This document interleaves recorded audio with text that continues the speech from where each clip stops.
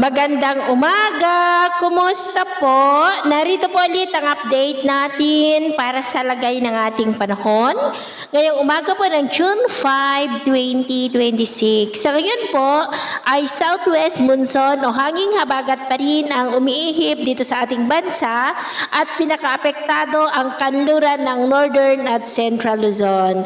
Ito po ay hinahatak ngayon ng LPA na nagbabanta na po ito na tatama dyan sa may southwest ng Taiwan at posible rin na lalakas yan bilang bagyo pero palayo na po dito sa atin at kung sakali na maging bagyo yan habang nandito pa sa loob ng Philippine Area of Responsibility ay tatawagin po sa local name na bagyong Esther pero hindi na po yan banta sa atin maliban sa hahatakin pa rin ito ang habagat at ito naman ay pinapakita ng forecast model natin pong ginagamit hanggang po sa susunod na 2 linggo. At sa lagay po ng ating panahon, ngayong madaling araw ay maayos naman ang panahon sa malaking bahagi ng bansa pero may tsansa pa rin ng mahina hanggang sa malalakas na mga pag-uulan dyan po sa may Ilocos Region, Cordillera, ilang bahagi ng Cagayan, Extreme Northern Luzon, Pangasinan, Zambales, Bataan, Camarines Norte, Occidental Mindoro, Coron sa may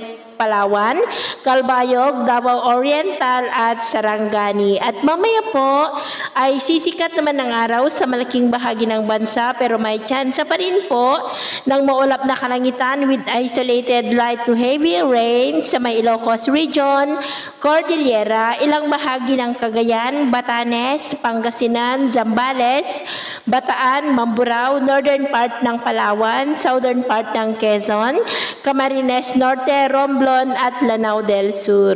At mamayang hapon, mas maraming lugar ulit ang makakaranas ng mas maulap na kalangitan with isolated rains, lalo na po dyan sa may Ilocos Region, Extreme Northern Luzon, Zambales, Bataan, Mindoro, Palawan, Eastern Visayas at Mindanao. Kaya mag-ingat po tayo lalo na sa mga banta ng mga pagbaha at pagguho ng lupa dahil posibleng malalakas na ulan sa ilang bahagi po ngayon ng Ilocos Region.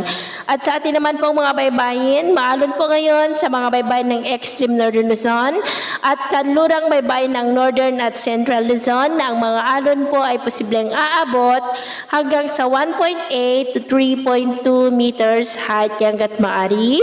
Ay iwasan na po muna natin ang papalaot dyan sa mga may kulay pula para po mas makaiwas sa mga sakunang pangkaragatan. So ito lang latest update natin sa araw na ito. Ako po muli si James na nagsasabing sa kahit na magsubok po na darating sa ating buhay, huwag na huwag po tayong mawawalan ng pag-asa. Thank you and God bless!